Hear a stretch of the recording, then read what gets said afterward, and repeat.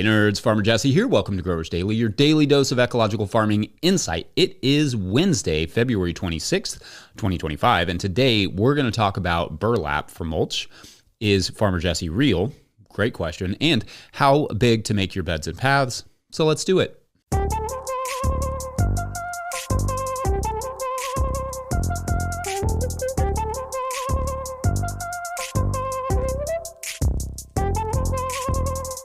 All right, well, welcome to midweek, everyone. I think they call it Wednesday. I don't know why. It should just be called midday. I think there's already a midday. It is so nice out here. I can barely stand it. Yesterday, I continued mulching, basically everything I could mulch, and I got those onion sets put in the ground that I talked about. Then watched my Albion pick up 3 points, which was great. Then I headed to the soccer fields yesterday evening to get started on getting the fields all prepped for the soccer season. I was basically just outside as much as humanly possible, save for my awesome soccer break. Then I woke up this morning feeling like I'd almost absolutely overdone it a bit. Blame the winter for this overzealous reaction to a nice day, but it was great. So I want to use some of this week to get caught up on some questions and figured, although I usually sometimes save the Q&A day for Thursdays, let's change it up a bit and do a full Q&A Wednesday. Why not? Got to put your hair down sometimes. All right, so our first Patreon question of the day comes from Brian Green, who writes, quote, I'm preparing to, as soon as it thaws just a little bit more, open up about a 1/4 acre of new 30-inch by 50-foot beds. But I don't really have reliable local access to good bulk compost. But I am blessed with about 12 acres of early first cut unsprayed hay that I plan on using as mulch as I can. But it's going to take a good part of the spring to grow enough for harvesting. In the meantime, I'm looking for something to start out with and was wondering if you had an experience with untreated burlap and or big rolls of brown paper as mulch used either separately or, this just popped into my head, together. The idea would be to use these in place of plastic mulch for the first season or until the hay was ready. Also, Growers Daily is awesome. Haven't missed one, and I learn something new every day. End quote. Okay, great. Well, obviously, first of all, thank you, and shouts to you and anyone else who has listened to every one of these. Monday will make 100 episodes. It's the word count equivalent of Tolstoy's Anna Karenina or Steinbeck's East of Eden, but of course, the quality maybe of like Paw Patrol. Anyway, thank you for that and for your support. And I should probably answer your question. So the basic idea here is that you have a space you'd like to have in production. You will have hay in the near future. Sounds like it's your own field, but you don't have that yet. So your idea here is to utilize something else that is not plastic to mulch the soil until the hay is ready, and you can start using that. All right, so burlap is interesting, but it might get kind of pricey, and I would definitely compare the cost of that versus, say, hay from another producer in the area who does not spray. They will usually tell you if you ask, or potentially straw. Again, same rule. Ask them if you know the producer. If they don't know, don't get it. However, perhaps you have a good source for the burlap, in which case I don't see any immediate issues with it. It is not a type of mulch that comes up a whole lot when talking to commercial growers, presumably because of the treatment or the costs, but there is no reason it couldn't work as a weed suppressant. Cutting holes may be a little tough, and keeping it from blowing around will be a bit of a challenge, but I would say less of a challenge than, to use your other idea, paper mulch, which is really hard to keep in place. Paper mulch can rip incredibly easily and blow away or blow around. Paper mulch can also break down pretty rapidly as it gets wet. Generally, what I suggest with paper mulches is to use them as a weed barrier under the mulch of choice, like what I refer to in the Living Soil Handbook as complementary mulches, but less so as a primary mulch. It could work under the hay, for example, but not in place of as easily. It could work under the burlap, as long as the burlap is clamped down pretty well. One issue you could run into with the burlap, however, is that it won't likely break down very quickly, so you may end up having to remove the burlap later before applying the hay. But that I can't say for sure either because I haven't done it. It really depends on your climate also, your heat, your moisture, all those things. If anyone has experienced mulching with burlap, especially on the market garden scale, let me know too, because it's definitely not one I hear about very often, and it's not one I've used personally. It's one I more associate with like tree plantings and perennial plantings. Also, you'd want to find burlap that has very tight, sometimes called coarse weave, so that weeds are not sneaking through the holes. As for the hay fields, I know I personally would love our own hay fields. We have one field, but it'd be pretty hard to hay it. I always dreamt of one day running my own hay fields. I would love to have someone run chickens through a hay field there in the fall, just to fertilize the fire out of it, then drill in some winter wheat and rye, and then cut and bale that before the seeds really got established while it was, still super green and high protein, that would make an incredible mulch. Not sure it would be worth the labor, but because hay labor is really expensive and requires expensive equipment. But fresh cut grass of any sort is highly nutritious to gardens. Gardens love that stuff. So assuming you have an affordable way to cut and bale it, I am definitely a bit envious. Also, I know I say this a lot, but lightly colored mulches will cool things down. And by things, I mean the soil. But by the soil, I mean the growth of your plants. So just be conscious of that when using hay in colder climates, but also things like burlap or paper. They're going to cool the soil more than they are going to warm it. If the hay fields are cut too late or at the wrong times, weed seeds will be a problem. Anyway, I hope that helps. Let me know, listeners, watchers, if you all have any experience using burlap, especially in a sort of market garden context. Anyway, up next, we'll get a question about Farmer Jesse, whoever that is. BRB. Today's episode of Growers Daily is brought to you by Farmhand. I don't know about you, but I got into farming to be in the field growing food for my community, not creating elaborate pack lists, not writing newsletters or responding to emails, not designing and maintaining web stores, and etc. And I especially don't enjoy doing those things after an already full and fulfilling day of growing food.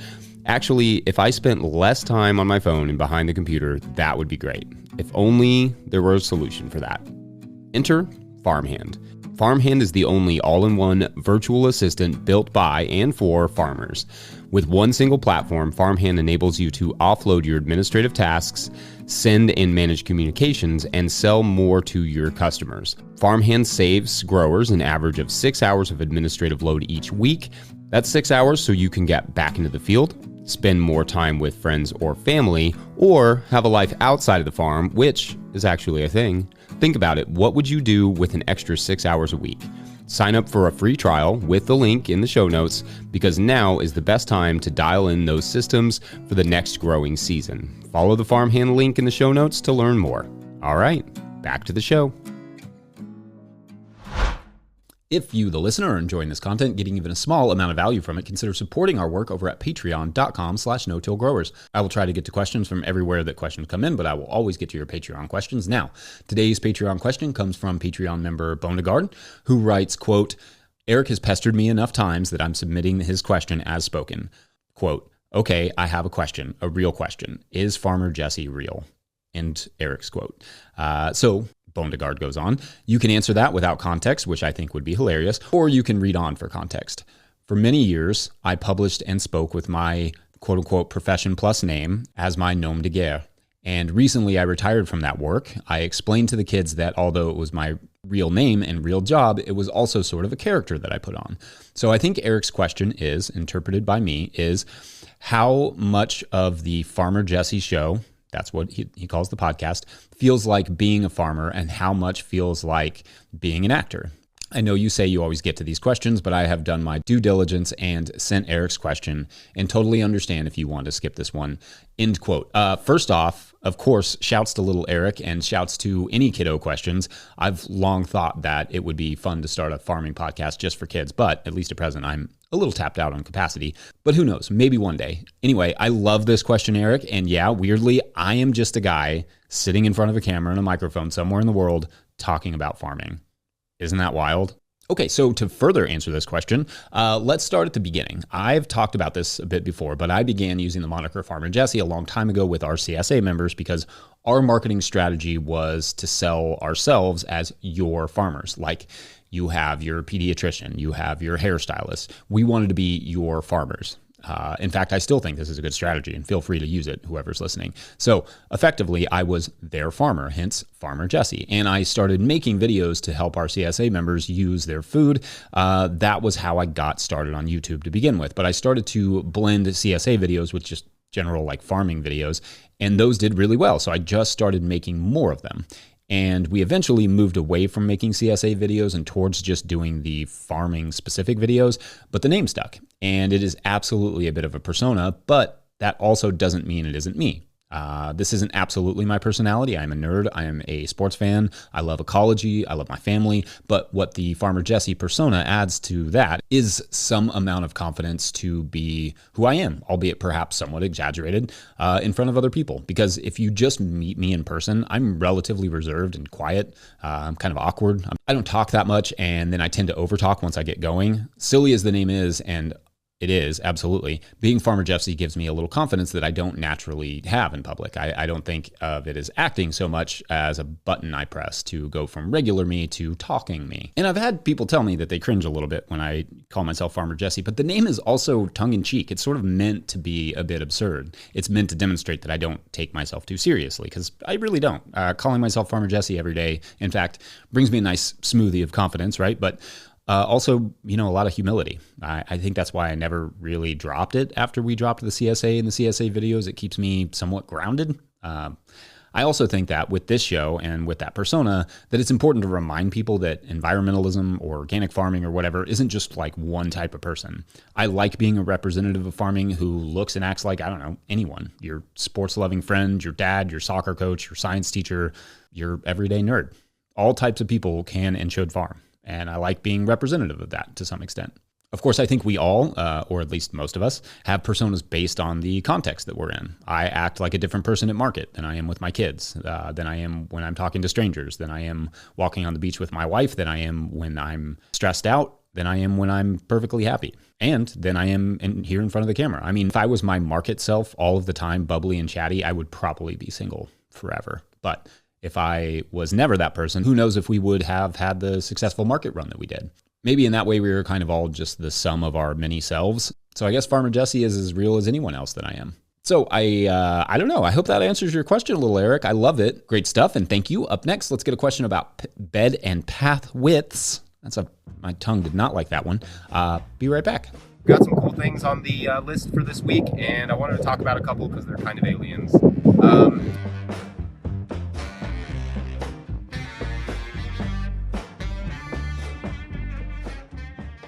Today's episode of Growers Daily is brought to you by GrowSmart. Curious if your soil will be ready for planting this spring? GrowSmart can help you find out with their at-home soil tests. They'll ship it right to your door. Just send it back with your prepaid shipping and you'll have your lab results in just 2 business days.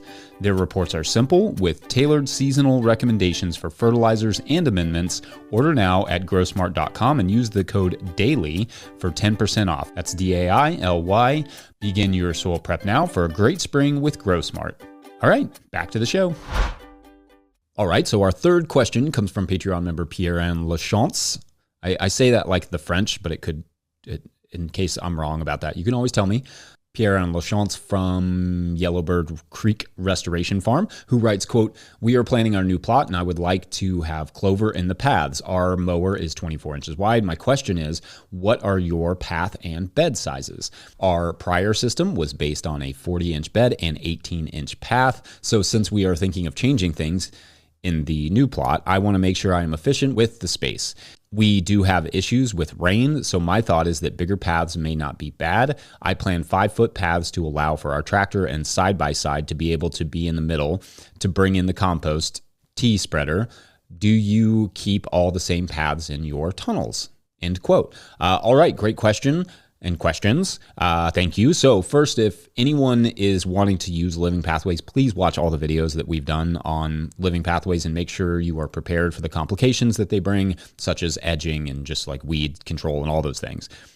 They are possible. I love my Living Pathways. Wouldn't do it any other way. They are not for everyone. And there's things you definitely have to consider. So with that caveat out of the way, our pathways are 18 inches wide and our beds are 48 inches wide, which would be roughly 45 centimeter paths with 122 centimeter wide beds. Now, we came to those sizes because I found an electric mower that would work. It's technically 17 inches, but close enough. And wider beds are mathematically better use of space. Ergonomically, they can be harder because most people cannot straddle a 4-foot wide bed. So that's up to you how big you want to make them, how long you want to make them. We made ours 50 feet, so we didn't have to walk 100 feet to get around them. I can still jump them at present. That may change eventually. But my issue with 30-inch wide beds or 75 centimeter beds, which is like the standard width in market gardening, that's what all the tools are based on, all the tractor implements for like the BCS and stuff. Anyway, Is my problem with that is that there are so many paths in a 30-inch system. And pathway management is mostly waste because it makes no money or it grows no food and only costs labor. 30 inches is also not always the best for crop spacing mathematically. It's just the standard that most of the tools are built for, like I said, around that 30-inch beds. And so it's not unreasonable for people to go with 30 inches, but like you, Pierre-Ann, we went wider on our beds. My biggest regret, though, in terms of the pathways is not just making the pathways the same size as the flail mower that I currently possess, instead of buying a whole other mower for them. I mean, I like that I can collect the grass clippings with this mower and compost them, which is really cool to grow that in the garden for the garden. And I could not do that with my BCS flail mower because it doesn't have a collector on it. But also the mower and edger combo was like $600 with the batteries. So that's a lot to spend on pathway management. Now, if I had an infinite space and a big tractor like it sounds like you all have, plus the side-by-side, I would happily take wider beds. I mean, if you had a flail mower collector, that could be a lot of fodder for the compost or mulch for certain beds. As for the question about our tunnels, no, our paths are actually 18 inches, but that's just because our tunnel width worked out to be 22 feet wide. So basically, we have 4 4-foot beds and 4 18-inch pathways, leaving 18 inches against the sidewall, which is kind of nice, actually. It gives you some clearance there on where the bows sort of bend up. Could have forced bigger beds in there, but 14-inch paths is about as thin as I like to go. A foot is pretty tight for bins and your feet to fit in and such. Plus, nowhere is airflow more important than in the tunnel, so just having that little bit of extra space can be helpful for like disease control. Anyway, let us know your thoughts, and I hope that's at least a little bit helpful. Otherwise, I'm going to wrap it up there. But before we go, I want to give one last shout out to the good folks over at Rimmel Greenhouses for making this show possible. I was just talking about your greenhouse a minute ago. Yeah. Whether you're growing tomatoes for market, flowers in the spring, or vegetables for your family, growing in a high tunnel protected from the weather provides the right environment for a harvest you can count on. Rimmel Greenhouses are strong, durable, and easy to assemble, offering the quality you need to grow productively year-round. The team of experts at Rimmel Greenhouse Systems will be your trusted partners to ensure you get exceptional value from your greenhouse or high tunnel investment. Visit Rimmel.com today to get growing. Big thanks to all of our show sponsors. Huge shouts to Willie Beedon for the theme music and the team at No-Till Growers. Also, shouts to Epidemic Sound for the background music that you can hear. Yep. Pick up a copy of the Living Soil Handbook by me or The Seed Farmer by Dan Breesbaugh over at no-tillgrowers.com to support our work. Big thank you to everyone over at patreon.com/no-tillgrowers, where at a certain level, or if you just bump up from one level to another, or sign up in the month of February, you get a shout out on the show. So big shout outs today to Paul Carden, and Elaine Johnson. This is clearly, I think, a competition between two halftime performers.